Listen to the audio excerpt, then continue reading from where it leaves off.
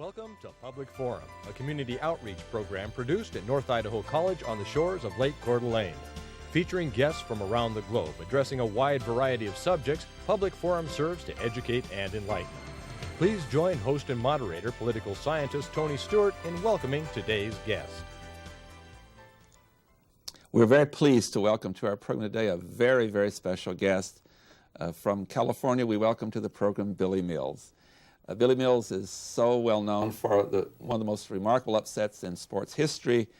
When he won the gold medal at the Tokyo, Japan Olympics in 1964, he won the 10,000 meter. He was an upset, and he's the only American. In fact, it's more than just the United States, I guess, in North America and South America to ever win the 10,000 meter.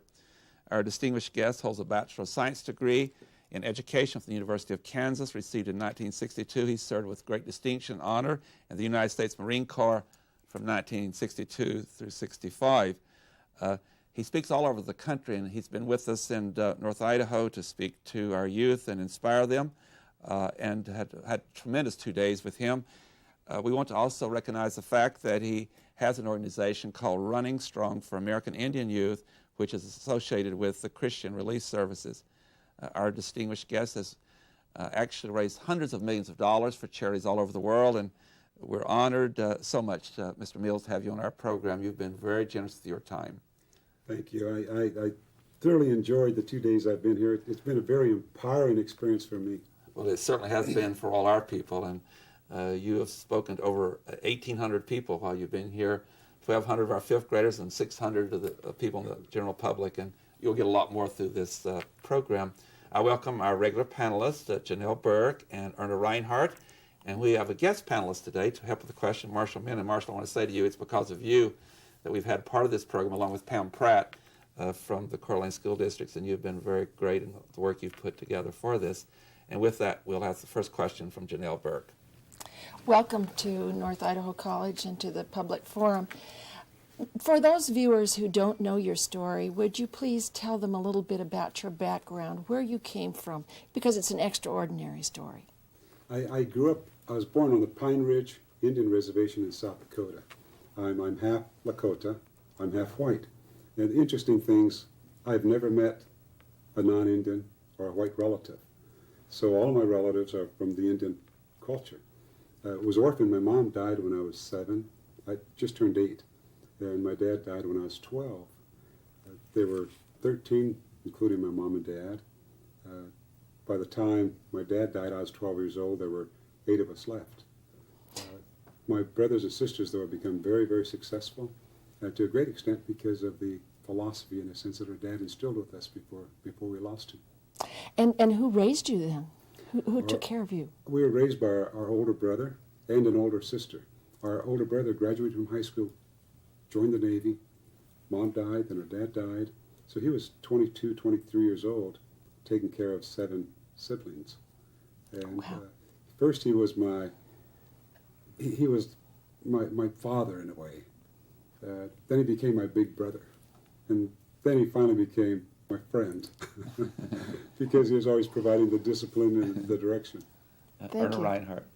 Billy, share with our viewers how you actually got started with running and some highlights from your running career. My running career started, I think, when I was very small, and my dad just told me a little secret on how dreams come true, and it was signed Anonymous. Now, I thought Anonymous was a real person that wrote this article, that was the name of the person, and it simply said, find the positive desires within you, know yourself, and succeed. With desire comes self-motivation, with self-motivation comes work, with work comes success. Then he'd say, here's where you find your positive desires: sports, drama, music, the arts, dance, creative writing, student leadership, academia, anything constructive and enjoyable. Then he said, I hope you try sports, son. And he dies when I'm 12. I thought he wanted me to be an athlete, so I tried a multitude of sports and ultimately found comfort with running. Excellent. Marshall Min. Can you elaborate a little bit on the 4 human values that you talked about? What are the 4 human values? I'll do it in this manner. After my mom died, and I give all the credit to my dad, but there were other people involved, so I'll put it into a very simple story as if it was just strictly from my dad. My mom died. my dad and I are fishing, and he just stroked my arm and said, "Son, you have broken wings." And I started crying. He said, "But I'll share something with you. If you follow it, someday you'll have wings of an eagle." Took a stick and drew a circle, stepped inside of the circle. Had to look below the anger, the hate, the jealousy, the self-pity. All of those emotions destroy you. He said, "Look deeper, way down deeper where the dreams lie. Find your dreams, son, pursue your dream. It's the pursuit of the dream that heals you.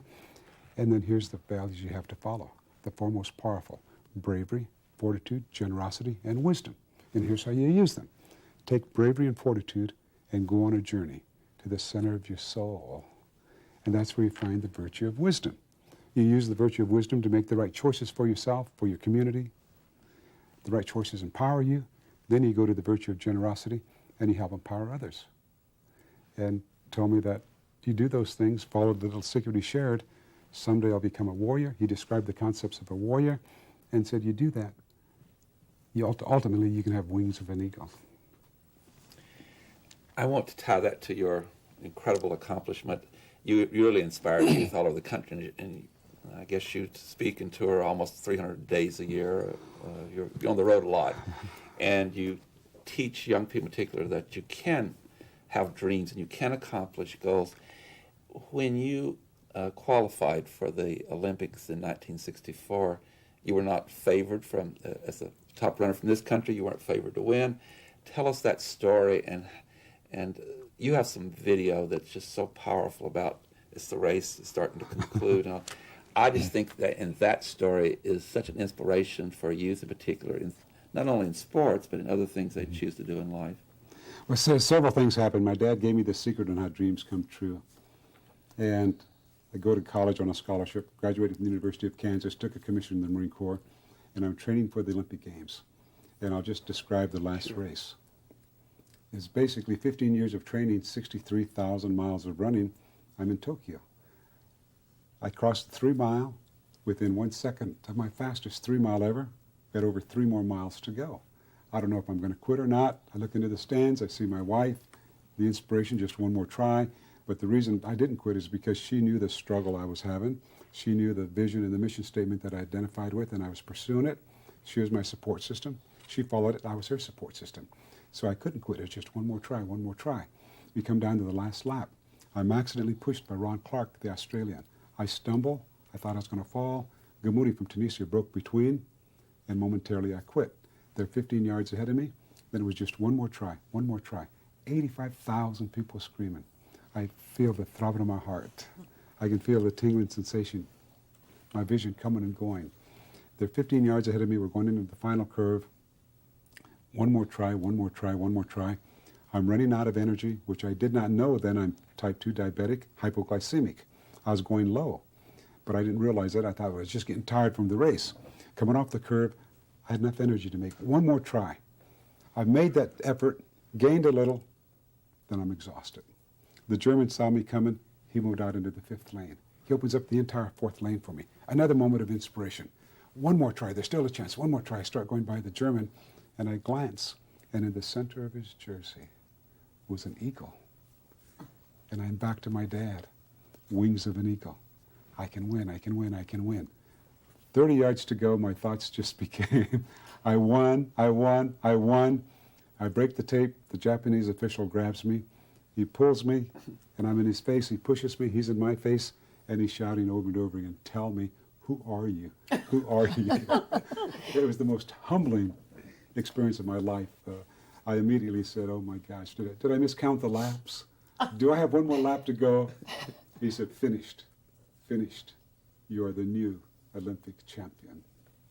And the only one ever from this part of the world. It's such a great inspirational story, and thank you for sharing that, Janelle Berg. I'll follow up on Tony's question and ask you, we had a chance to chat before the show, and I asked you a question, and you answered in a most eloquent way, but can you believe that that happened to you? I mean, how do you sometimes deal with this wonderful thing that happened to you? When I watched my Olympic race, the DVD like I did with the students, I don't see Billy. I see the dreams of all the young people in front of me. those that might be pursuing them, those that are searching. But if I'm home alone and I watch that video, I cry. I cry because it was the most powerful experience, the most humbling experience of my life. I truly made the decision as a junior in college, rather than committing suicide. I got off the chair and I wrote down the lessons my dad would teach me. I wrote down, God has given me the ability. The rest is up to me. Believe, believe, believe. I wrote down the little secret, and I wrote down gold medal 10,000 meter run. I win the gold medal. My dad, though, would always say, if you follow these teachings, someday you'll understand the real message I'm trying to give you. Well, I break the tape, and the only way I can understand, to answer your question, I break the tape, I win the gold medal, and I realized I didn't win. That moment for me was a gift. And what do you do with the gift? I read Black Elk Speaks, where he sees this flowering tree, and then the tree begins to die. His purpose in life is to nurture the tree, to bring it back to life. He starts to nurture the tree. Under the tree saw the two-legged, the four-legged, the eight-legged creatures that crawled, the unborn, the deceased. In the tree he saw the winged creatures of the world. They're all living in harmony. The fourth time I read the book, boom, it just leaps out at me. That's what I took from sport. But I took global unity through the dignity, through the character, through the beauty of global diversity. Not only the theme of the Olympics, far more important, the future of humankind. So I decided I was given this gift. What do you do with it? I'll share the rest of my life. One portion of every day of the rest of my life, I'll share unity through diversity. Thank you. Very powerful. Erna Reinhardt. That leads exactly into what my question was going to be. Billy, share with our viewers what you do in your work today in terms of working with youth and what your goals are and what you're trying to accomplish working with our youth today. Working with youth, there's a couple basic goals I'm trying to accomplish. One is that sport to teach life values is sacred. But a grandmother or a parent that speaks to the young people about values promotes sacredness. Or a school district, or a government, or a business that has a vision and a mission statement. And that vision and a mission statement is value-based, and everybody commits to live those values legally, ethically, morally, promotes sacredness. Why? Because values are sacred. Then the other, global unity through the dignity, character, beauty of global diversity. And in that whole process, I'll share with them a little secret on how dreams come true, on how they can meet change in a rapidly changing world. They can empower themselves and then positively empower their community, their state, their nation, and ultimately we empower ourselves as human beings throughout the world. Billy, if I could follow up real quickly, do you think that our youth of today have greater challenges than when we grew up, or do you think that the challenges are the same? I think the challenges of our youth today are more complex. We grew up in a world, I grew up, in my running career, grew up in one of the great changes of America, Plessy versus Ferguson. 1896 Supreme Court ruling, equal but separate, being overturned with the Brown versus Board of Education. So as I went into college, high school, college, my track career, becoming a young adult, leadership by consensus in America was primarily European white American leadership, being challenged with African American leadership. That conflict occurred, the last school desegregated in 1979. So if you're a female, or if you're Native American, or maybe Hispanic speaking, you were not in that conflict. You were somewhat under the carpet. Now we're into the 21st century. All people that make this country great are being addressed and having to be addressed. So the complexity is much greater. Plus we're now a global economy, and we're one of the powerful leaders of the world. And our young people today have that challenge of not just leading the world, but they have to lead the world with leadership programs that do not begin with conflict. They've got to have very critical thinking thoughts on how to lead the world and how we find that unity through diversity, because they are definitely in a global society. And that makes it very challenging, very complex, but also an incredible opportunity for the future of humankind. Marshall Mann. How can we as individuals promote global unity? I think It might sound very naive, but it's also very powerful. The way I started doing it is I just found mentors from throughout the world. And I would do parallels rather than differences. Whether it was religion, whether it was culture, I'd find parallels. And as I could find the parallel and draw the parallel, I could communicate with somebody on the basis of a parallel. And 212 countries throughout the world. There may be a few more now. 5,000 nations. The United States is one country, 535 nations. 212 countries throughout the world, 5,000 nations. By drawing parallels, I can go today to 167 countries throughout the world, and I have a friend. Of the 5,000 nations, I can go to 2,000 nations throughout the world and have a friend. So what do I mean by parallels? Let's just take the Native American culture, our spirituality. Let's take Christianity, which had been in conflict in America for years. One of the books I read, The Power of Myth, Joseph Campbell. Many of the tribes will say, we came from Mother Earth, we were born from the earth. And that came into great conflict with Christianity. You're born through Jesus Christ. In reading this book, he just made it so simple. He said, perhaps the Native Americans are far ahead of us. For when they say they're born from Mother Earth, perhaps they're talking about their spiritual birth. Then he said Jesus Christ was born, came from the womb of his mother, grew into adulthood, crucified, died, buried, rose again from the dead spiritually, coming from the side of the mountain. So I could draw a parallel I could communicate with. And there's many parallels. You go into the Old Testament where Native America, tradition, spirituality, is parallels much of the Jewish faith. So I started finding parallels worldwide. And from that, I truly feel just one removed, asking a friend who has a friend in a country I've never been to introduce me to somebody, I can go to every country in the world and have a friend. I can go to the 5,000 nations throughout the world and have a friend. And from that, following the simple concept of Gandhi, for example, become the change you want to see in the world. Now, I remind myself of that daily, to become the change I want to see in the world. But doing it with paralleling. You're very powerful. When you articulate things, you communicate with people very clearly. Unfortunately, we still live in a world in which there's lots of discrimination, and there's bigotry and prejudice, even with some important progress been made. I would like for you to send a message to any of our viewers that in the future would face discrimination and how hurtful and that is, and you certainly have incredible experiences from your own life. Tell them how to deal with it, and of course they're allies to help you, but in that moment when that happens, and I've, in my work in human rights, talked to a lot of people who face that, give them hope and tell them what to do. I'll answer it in a little different way. I'll say we're all social beings, and these are not my words, just words of mentors I've learned from. We're social beings, and as social beings, we all need to belong. And if our need to belong is violated in any way, we react. And there are symptoms to our reactions. Low self-esteem, maybe teenage pregnancy, maybe alcohol, maybe drugs, physical abuse, suicide, and now mass murder.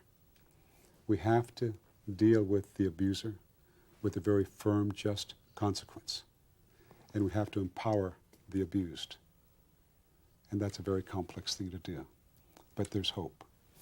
And the way I, in a sense, found strength was never losing sight of the dream and having to constantly dig deep below the anger, the hate, the jealousy, the self-pity. And that's where the dreams lie. You find the dream, you pursue the dream, it heals you. So I daily, I'm identifying dreams as I go into different phases of my life. I'm 67 and a half years old now. A couple of years from now, I'll back off, and my main dream is going to be trying to correct the slice in my golf. but it'll still be a dream. You will deserve that rest. That's what you've done for the whole world. I do have a follow-up question. First of all, I want to compliment you because I've asked that question many times on this program, and you're the first person that's had two major components to that, which I thought was powerful. But I do want you to take a moment to talk about something else you've done that's helped many people, is share a little bit with us. You've raised large amounts of money for charities all over the world and hundreds of millions of dollars. Share with the viewers some of the things you've done in that area. Well, I can't really say I've done those things. I took that one moment in time as a gold medalist at the Olympic Games. My tribe made me a warrior. They gave me my Lakota name, Makosha Tekahila, which means loves your country. And the three most powerful traditional men on the reservation at the time, Frank Bullscrow, Red Cloud, Black Elk, they danced my deeds. And that's the highest honor you can have bestowed upon you. And then I earned warrior status. I became a warrior. They said, now as a warrior, you should continue to give. So the first way I attempted to give was take that moment of inspiration that was given to me and pass it on to another generation. We did the movie Running Brave. They said, Billy, you're a warrior. You should continue to give. I met Gene Kresek, a very humanitarian man who formed Christian Relief Services and wanted me to help him raise funds. So I became the national spokesperson, and I introduced Running Strong to American Indian youth. And Christian Relief Services, America Helping Americans, International Relief and Rescue, Running Strong for American Indian Youth. It's extremely powerful humanitarian type efforts. We have people writing a $5 check once a year. Some people a $50 check. But we're able to drill water wells where water has to be trucked twice a week for drinking, bathing, and washing, building dialysis clinics, providing those clinics with state-of-the-art, maybe Baxter dialysis machines, organic gardening. We had people come in on some of the reservations where the barren land and implement what was the Israeli drip system, and they could start having organic gardening. Multitudes of projects to build the infrastructure of a community so we could start empowering the people.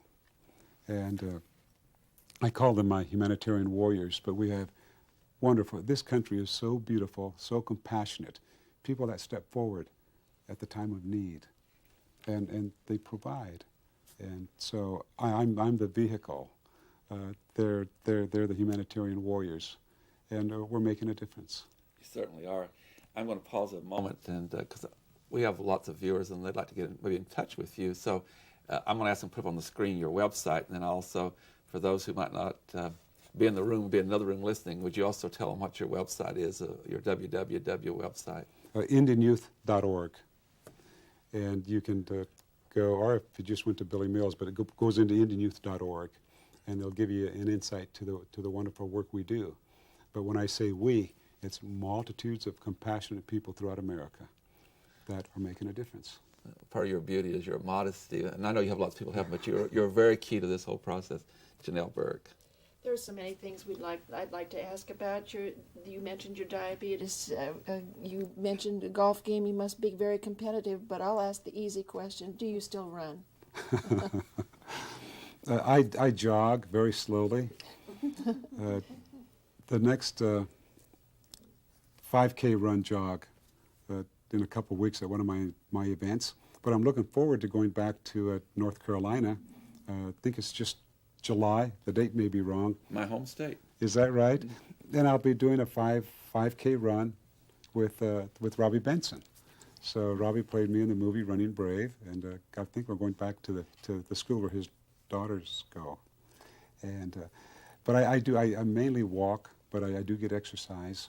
And at 1963, I was diagnosed as hypoglycemic and pre-diabetic, but nobody could tell you what that meant. And they would just say when I would go low and I'd struggle to finish a race, I'd have to drop out. The consensus then was low self-esteem, low socioeconomic status, orphaned, minority, poverty. You've got to learn how to deal with that. But all it was type 2 diabetes and low blood sugar. And you are very competitive. I think I'm competitive in this manner. And I told many of the students that the height of competition is not for me to compete against you or you against me, but for each of us to reach within the depths of our capabilities on a given day and compete against ourselves to the greatest extent we're capable of. Now, I do that frequently. Reinhardt. The one word that was used in the local newspapers in an article that was promoting your presence here was perseverance. Could you talk a little bit about how important that is? Well, perseverance, I use that along with bravery and fortitude. I'll intertwine fortitude and perseverance, and it's one of the foremost powerful virtues. So I use that daily, just taking bravery and fortitude, or perseverance, and going on a journey to the center of my soul and trying to find wisdom to make the right choices for myself. And some days I don't find the wisdom, and some days I make horrible choices. But following the virtues and values, it gets you back on what we call the red road, and you can pursue again. So I do that daily, because we're human, and then we make major mistakes. But the virtues and the values of my culture will put you back on the red road. Right. Marshall, we have a very short amount of time left for your next question.